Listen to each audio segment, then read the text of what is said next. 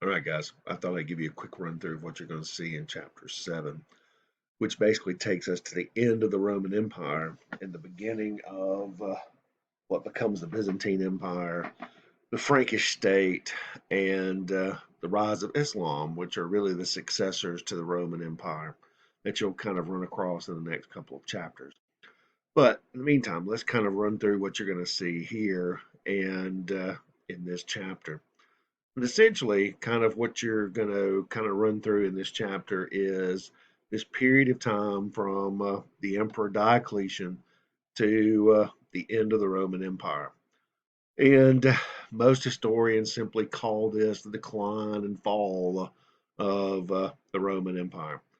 There's a period of time where things are not going to go very well for the Roman Empire, despite really some pretty substantial effort on the part of several major emperors. One of those being Diocletian, who you'll read about. Diocletian was very powerful. He was, the text describes him as, we don't really know a whole lot about his origins, but he was personally very powerful. And really, almost by sheer personal charisma and sheer personal might, Diocletian really transformed the empire, brought the army under control, basically did away with the Senate, and essentially really guided Rome from 294 until 305. He was tremendously powerful, tremendously important, and was one of the last great persecutors of Christians, which you'll read about in the section on the Great Persecution. Diocletian is also famous or infamous for creating a system that he thought would benefit really the succession in the Roman world, how you became an emperor. And essentially, what he created was a tetrarchy ruled by four. And you'll read about this in the text. The Really, what he did is he divided the Roman Empire into two main parts: a western part, which Rome was the center of, and an eastern part, which the Greek city of Byzantium really is going to begin to play a major role. Now, pretty soon, that city, the Greek city of Byzantium, is going to be renamed Constantinople. Today, it's Istanbul. But it is, you really start to see the Rome has become such a huge place, and the Roman Empire has become such a huge place that it really has to be divided up. And so, what really Diocletian tried to do was to create co-emperors, one in Rome, one in the east. They would work together to rule Rome. And then what he really thought would aid is that aid the system was that if each of those co-emperors took kind of a junior emperor to sort of train and bring alongside. Now, the army never really liked this, and because the army sort of thought that succession should go from father to son. And there were sort of some rumblings after Constantine decided to retire that eventually are going to lead to Constantine becoming the next major Roman emperor.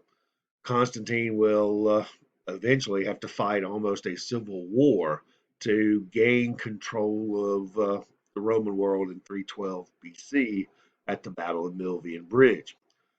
The You'll read about the Edict of Milan, where Constantine begins to show favor to Christians and ends the persecutions of Christians.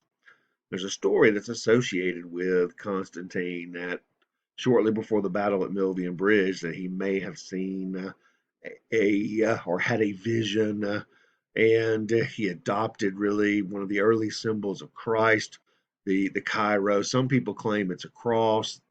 A lot of people don't believe that really the symbolism of the cross had really gotten into Christianity by that time. It was probably the Chi-Rho, and you see an example of the Chi-Rho at the beginning of one of the chapters in the textbook.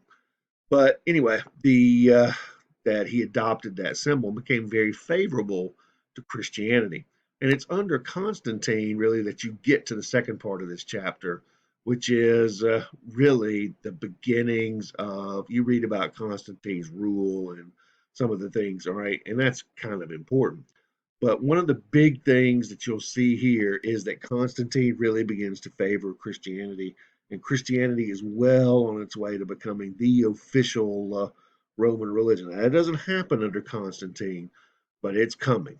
And Constantine will, shortly before his death, will be baptized as a Christian.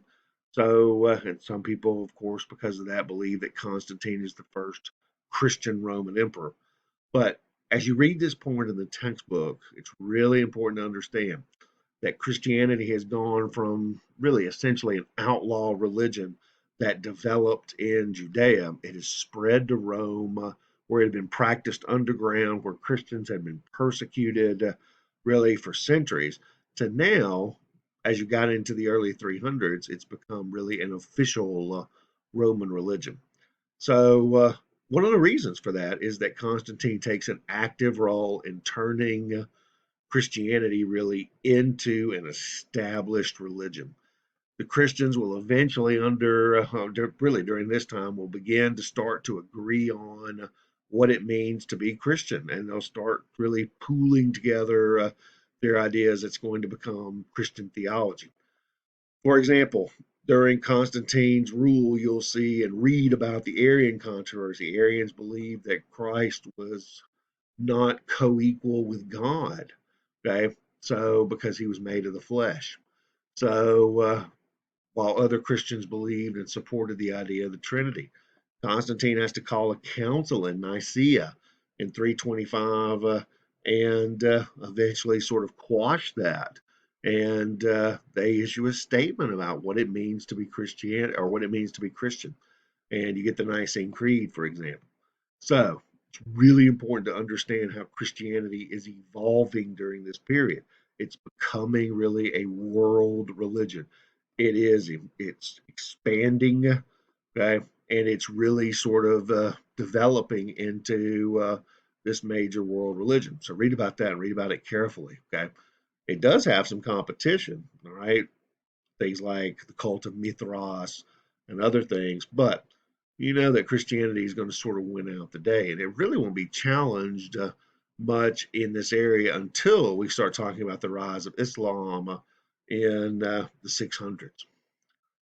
Now, the sort of the last part of, and by the way, read this stuff about what Christians were like, monasticism and development of monasticism, early monasticism in the Christian church.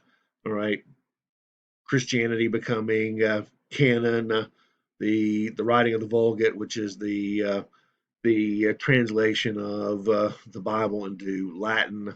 Okay, so make sure that you sort of see how Christianity also sort of takes its place inside the Roman world. Now, finally, the last sort of the last sort of part of the chapter is the fall of Rome. And you'll read about the barbarian invasions. All right, who were the barbarians? Where did they come from? There's really two groups of well, really three groups of barbarians that get involved in this eventual invasion of the Roman Empire. All right, these are you get groups from Germany like the Franks, the Angles, the Saxons, the Visigoths, the Ostrogoths, the Burgundians, the Vandals.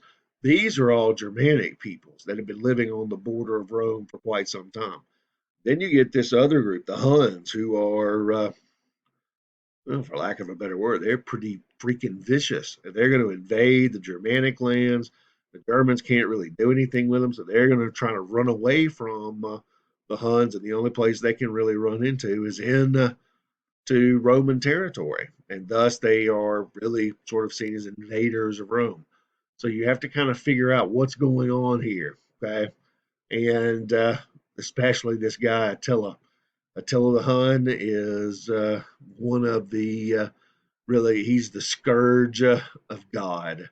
He is vicious and cruel. He is tremendously effective as a warrior, and really sort of pushes the Germanic peoples into Rome and eventually even invades Roman territory himself. So 476 down here is the traditional date for the fall of Rome. And it's important to understand what that really means. Why do we consider Rome to have fallen? And you put that in air quotes in your head by 476. The last part of the chapter, okay, after you sort of get out of this, talks a little bit about the Franks, the conversion of Clovis, the beginning of the Merovingian dynasty, and what is today essentially France. Okay, so pay attention to them. We'll come back to them later on when we talk about Charlemagne. And so this Clovis guy is pretty important. We'll kind of revisit him a little bit later on. And the other part is this, the Byzantines, which we'll revisit really in the next chapter, especially talking about this guy, Justinian. The Byzantines are essentially the Eastern Roman Empire. And it's difficult to keep calling it the Eastern Roman Empire, especially after 476 AD, when Rome technically has fallen. So we have to come up with a different phrase. And since it originates and develops around the old Greek city of Byzantium, it's going to become the Byzantine Empire. Of course, now, after Constantine, that city has been renamed Constantinople, and it becomes a major world empire for, well, a brief period of time, especially under this guy, Justinian, who we'll talk about next time. Okay, just a quick reminder, make sure you're reading, make sure as you read, okay, you've got to kind of think about your reading as a little bit of your text and your lecture. And you need to be kind of viewing that also and taking notes on it, going in here using these PowerPoints as a guide. And I'll try to be helping you along and sort of trying to give you some ideas about your reading as well. All right, keep working hard, guys.